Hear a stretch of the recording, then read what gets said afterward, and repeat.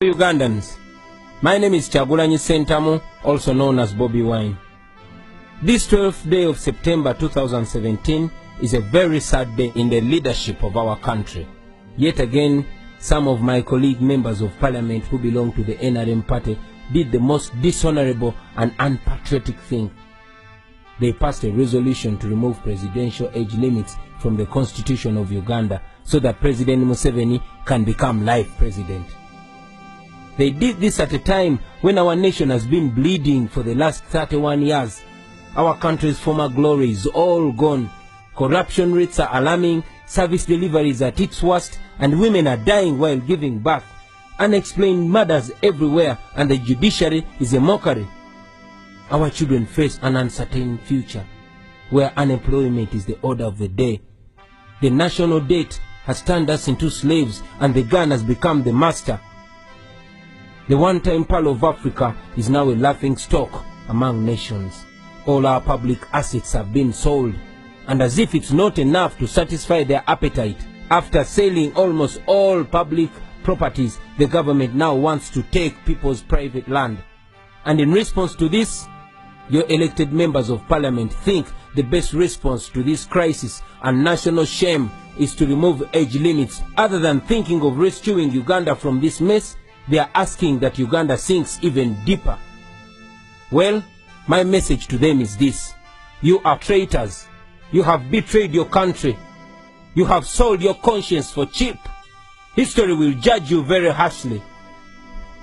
You should remember that it is your children and your children's children who will inherit this mess that you have created.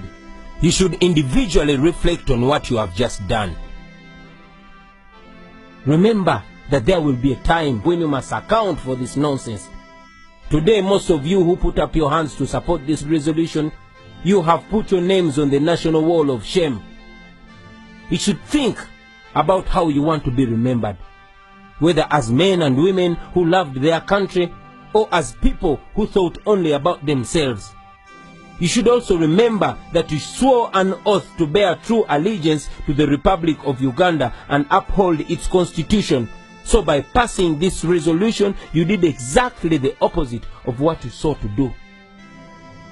Well, the good news is that there is still time for you to withdraw your endorsements before it's too late. And before I forget, I want to thank those few patriotic NRM MPs who rejected the madness of raping the constitution. You are heroes, and please maintain your stand. Do not bow down to pressure, because your voters are watching you and they will be rewarding you.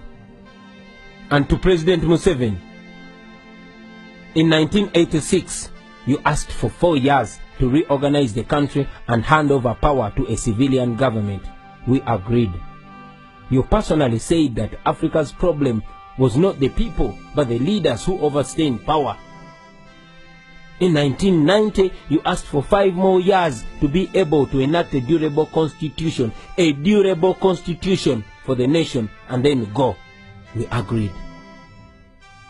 In 1995, you asked for a new mandate under the constitution. You asked for 5 more years. We agreed. In 2001, you requested the nation to renew your mandate for the last constitutional term. We agreed. In 2005, you moved to remove presidential term limits. You told us that you wanted only 5 years to be able to consolidate your achievements. We agreed. And then in 2011, you came back.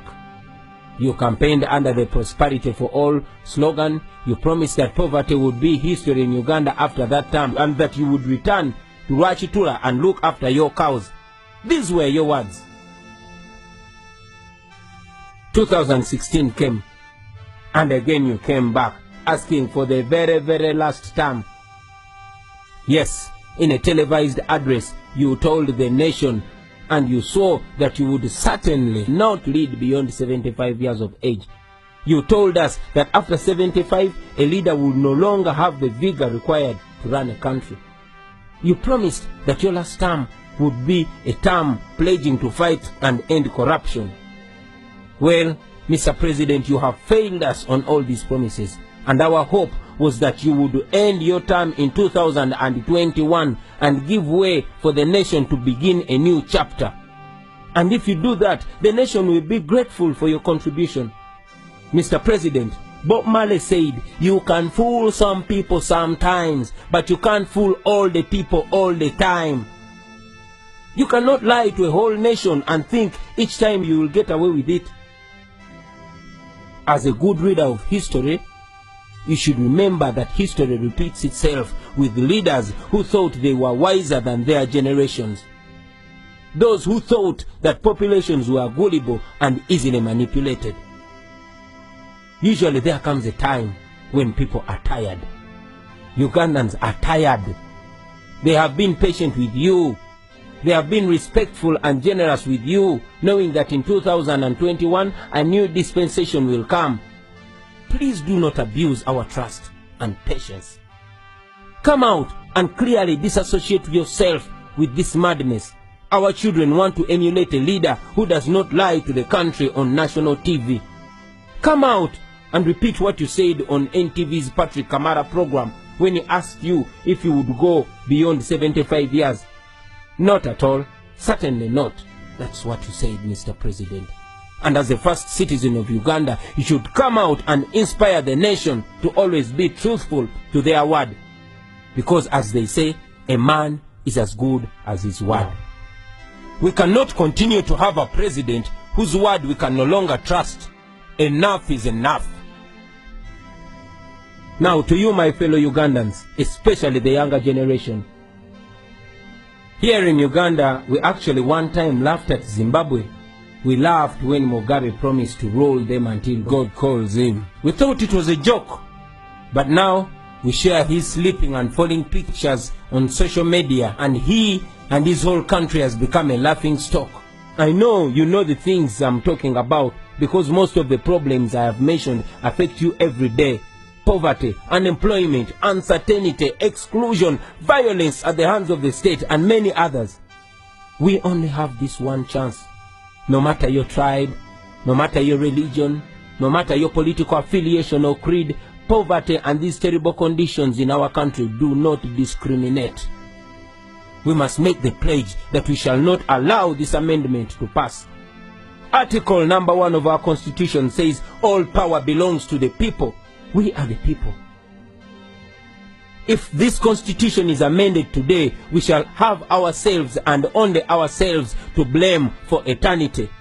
20 or even 30 years from now, President Museveni will be asking for more terms in office, and you will be perhaps on your sick bed or dead.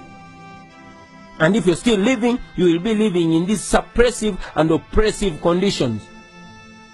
At that time, you will look back and wish you did something today.